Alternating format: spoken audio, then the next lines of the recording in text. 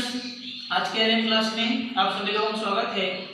आज हम लोग हाई स्कूल यानी कक्षा 10 की किताब को पढ़ेंगे। आज हम लोग काव्य के पहले पाठ यानी सूरदास द्वारा कृत पद को पढ़ेंगे। तो आप सभी लोग सूरदास द्वारा कृत पद को खोल लीजिए और एक पेंसिल ले लीजिए साथ में। हम जो कठिन वर्ड है, कठिन शब्द है, उसका अर्थ बताते चलेंगे। आप लोग जो है उसका अर्थ भी जो है नोट्स करते रहिएगा, ताकि बाद में आपको व्याख्या करते समय उसका अर्थ निकालते समय जो है कोई कठिनाई न हो।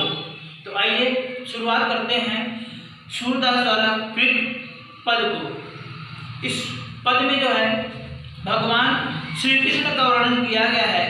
कवि सूरदास भगवान श्री कृष्ण के अनन्य भक्त थे।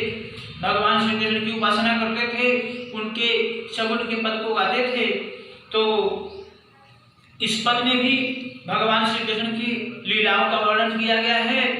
आइए हम लोग शुरुआत करते हैं। पहले पद को पढ़ते हैं।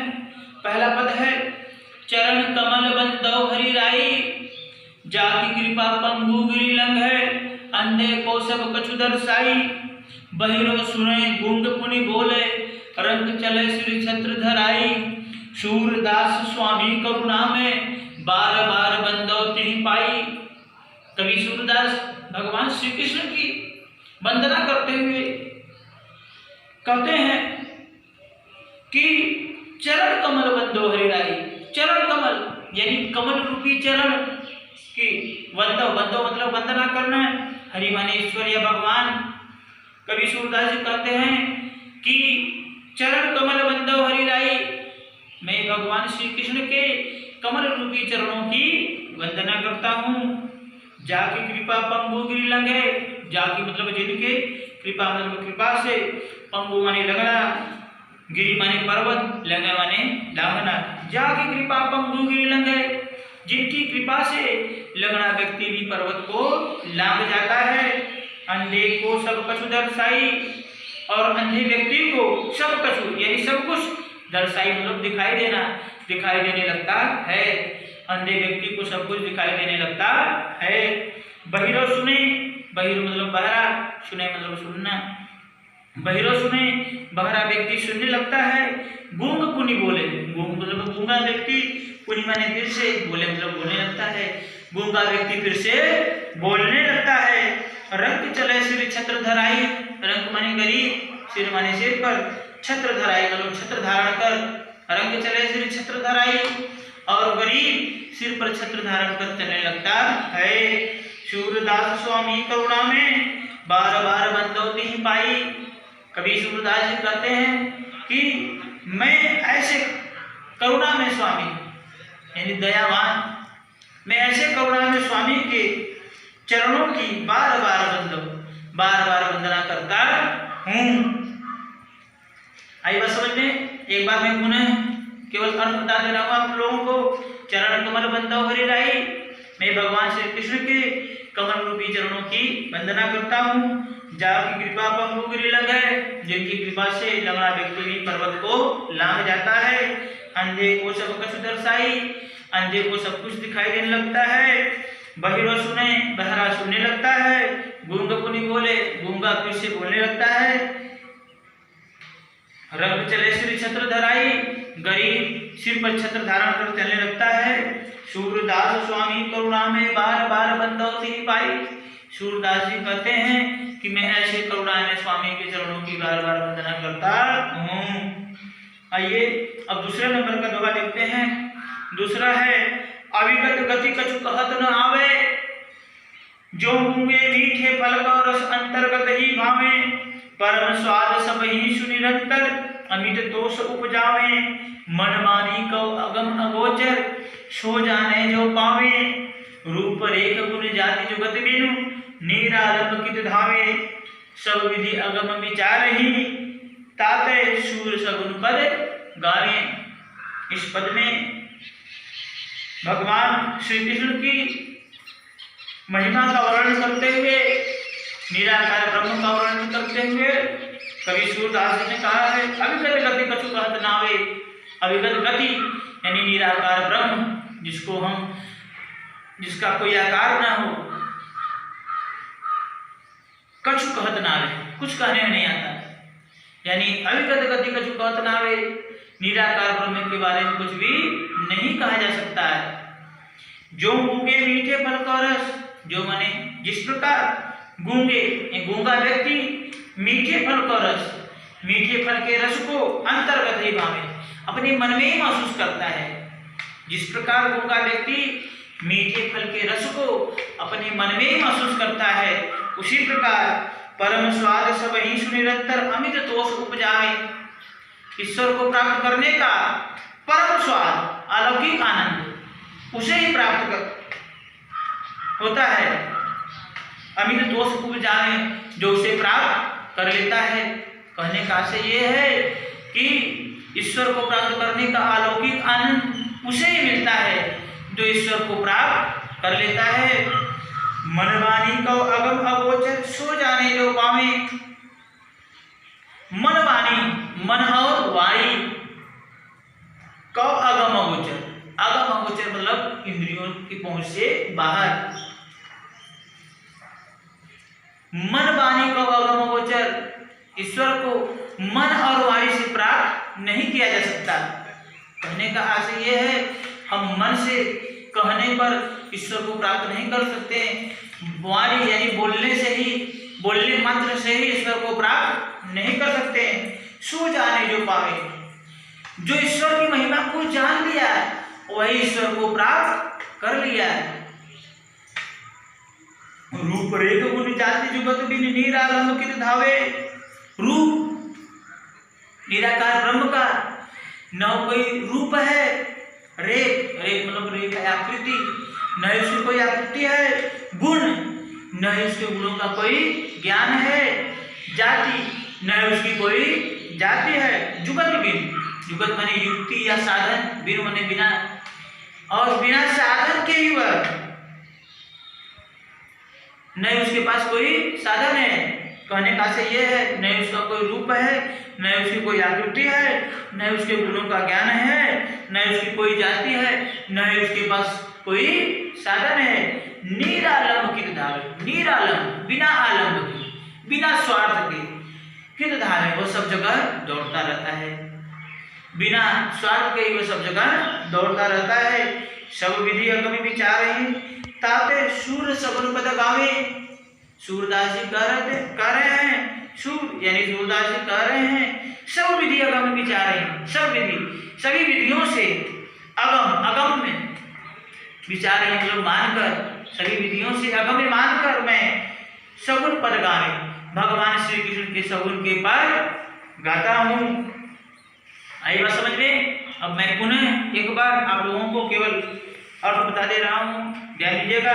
अविगत गति कछु कहत न आवे, निराकार ब्रह्म के बारे में कुछ भी नहीं कहा जा सकता।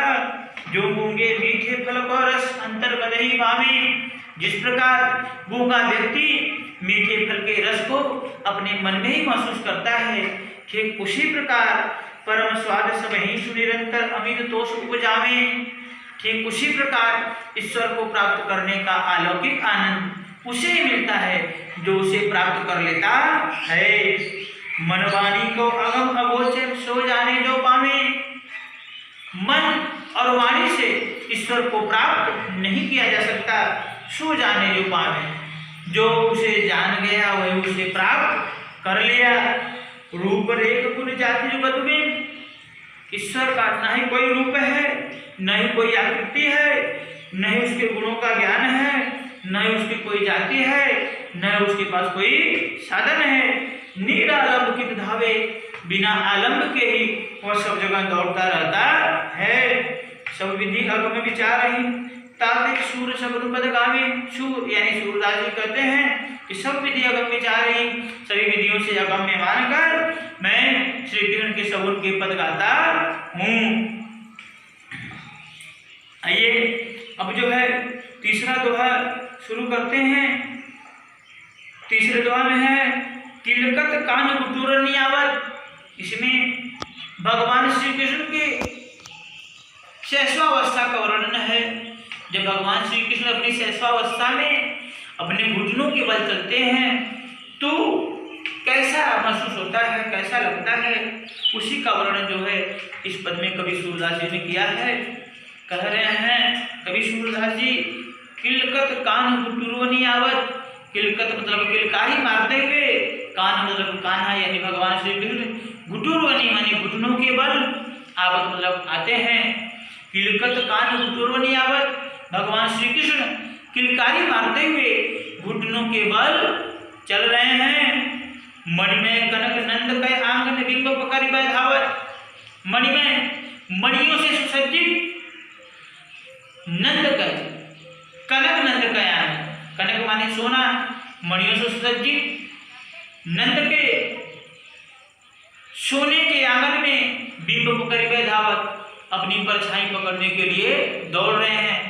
कहने का से यह बच्चे जब शैशवावस्था में होते हैं तो वह घुटनों के बल चलते हैं, किलकारी मारते हैं तो बड़ा सुंदर लगता है, बड़ा अच्छा लगता है। तो उसी का वर्णन किया गया है। जब बच्चे जो है अपनी स्वयं की परछाई देखते हैं और उनको ये नहीं पता होता कि यह क्या है, कौन सी वस्तु है, तो उसे पकड़ने के लिए दौड़ते हैं। वे जहाँ जहाँ जाते हैं उनकी परछाई वहाँ वहाँ जाती है। तो कहा गया है कि भगवान श्री कृष्ण किलकारी मारते हुए घुटनों के बल चल रहे हैं। कहाँ? मणियों से सुसज्जित नंद के सोने के आंगन में अपनी बिंब पकड़ बैठावत, अपनी परछाई पकड़ने के लिए चल रहे हैं। धावत मतलब दौड़ना या चलना। कबहू निरख हरि आप छाह को कई सो पकड़न चाहत। कबहू कभी वे निरखी देखकर, हरि माने भगवान श्री कृष्ण, भगवान श्री कृष्ण कभी आप छाह को निरखी, अपनी परछाई को देखकर, भगवान श्री कृष्ण कभी अपनी परछाई को देखकर करी सो पकड़न चाहत। कर यानी कर माने हाथ, कर माने हाथ, सो पकड़न पकड़ना चाहत मतलब चाहते हैं। भगवान श्री कृष्ण कभी अपनी परछाई को देखकर उसे अपने हाथ से पकड़ना चाहते हैं। किल की हसत राजत द्योतियां पुनि पुनि तिहि अवगाहत। किलकत मतलब किलकारी मारकर हंसते, हंसते समय, राजत राजत मतलब सुशोभित होना, द्वय माने दो, दतिया माने दांत। कहने का से ये है कि जब बच्चे शैशवावस्था में होते हैं तो उनके केवल आगे की दो दांतें आती हैं और जब वे किलकत यानी किलकारी मारकर हंसते हैं तो उनके आगे की दो दांत जो है बहुत अच्छी लगती है। तो उसी का वर्णन किया गया है, कहा गया है। भगवान श्री कृष्ण की प्रशंसा करते हुए सूरदास जी कह रहे हैं, किलक की हसत राजत दो दतियां, किलकारी मारकर हंसते समय उनके आगे की दो दांत। बच्चे, आप सबके घर में बच्चे हैं ना भाई, तो क्या होता है बच्चे जब छोटे होते हैं तो जब हंसते हैं किलकारी मारकर तो उनके आगे की दो दांत क्या होते हैं, बहुत अच्छा लगता है ना जब हंसते हैं तो उनके आगे की दो दांत। तो एक बात भगवान श्री कृष्ण में भी है कि किलकारी मारकर हंसते समय उनके आगे की दो दांत जो है क्या होती है, राजत सुशोभित हो रही हैं। पुनि पुनि तिहि अवगाहत, पुनि पुनि माने बार बार, तिहि माने जिसे अवगाहत पर दिखाई देते हैं, जिसे वे बार बार दिखाते हैं। कनक भूमि पर कर पग छाया यह उपमा एक राग थी। कनक भूमि यानी स्वर्ण निर्मित जमीन पर कर पग छाया, कर माने हाथ, पग माने पैर, यानी उनके किसके कर पग की, यानी भगवान श्री कृष्ण कर यानी हाथ और पग माने पैर की स्वर्ण निर्मित भूमि पर उनकी परछाई, छाया माने परछाई, स्वर्ण निर्मित भूमि पर उनकी परछाई ऐसे पड़ती है कि यह उपमा एक राय थी। कवि के मन में एक उपमा प्रस्तुत होता है। क्या प्रस्तुत होता है भाई? कवि कह रहे हैं, करी करी प्रतिपद प्रतिबनी मसुदा कमल बैठकी साजती। करी करी प्रतिपद प्रतिबनी मसुदा मानो प्रतिपद, प्रतिमणि, प्रतिमणि यानी प्रत्येक मणियों ने, माना प्रत्येक मणियों ने उनके बैठने के लिए वसुधा मतलब पृथ्वी पर कमल बैठकी साजी, कमल का आसन सजा रखा हो। माना प्रत्येक मणियों ने पृथ्वी पर यानी आंगन में, मानो प्रत्येक मणियों ने आंगन में उनके बैठने के लिए कमल का सिंहासन लगा रखा है। बाल दशा सुख निरखी जसोदा पुनि पुनि नंद बुलावती। बाल दशा निरखी जसोदा, बाल दशा के सुख को निरखी माने देखकर, जसोदा मतलब यशोदा पुनि पुनि नंद बुलावती। पुनि पुनि माने बार बार, नंद माने भगवान श्री कृष्ण के बाबा नंद को बुलाते मतलब बुलाते हैं। बाल दशा की इस सुख को देखकर उनकी माता यशोदा नंद को बुलाते हैं।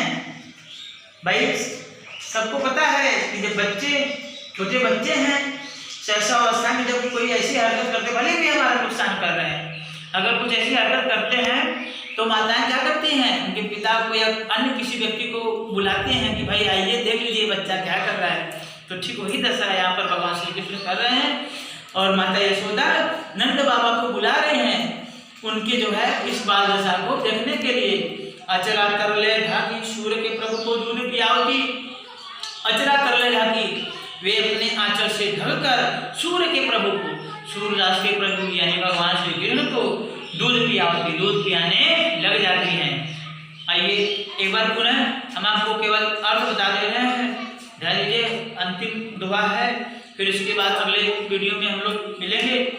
किलकत कान घुटुरवनी आवत, भगवान श्री कृष्ण किलकारी मारते हुए घुटनों के बल चल रहे हैं। मणि में कनक नंद का आंगन, मणियों से सुसज्जित नंद के सोने के आंगन में बिंब पकड़े हुए धावत, परछाई पकड़ने के लिए दौड़ रहे हैं। कबहु नीरक हरि आपको चाह करी सो पकड़न चाहत। भगवान श्री कृष्ण कभी अपनी परछाई को देखकर उसे हाथ से पकड़ना चाहते हैं। किलक की हंसत राजत दो दतिया, किलकारी मार कर हंसते समय उनके आगे की दो दांत सुशोभित हो रही है। पुनि पुनित ही अवगार, जिसे वे बार बार दिखाना चाहते हैं। कनक भूमि पर कर पग छाया, यह उपमा एक राजती। स्वर्ण निर्मित आंगन में उनकी छाया यानी परछाई ऐसी पड़ती है कि कवि के मन में एक उपमा प्रस्तुत होता है।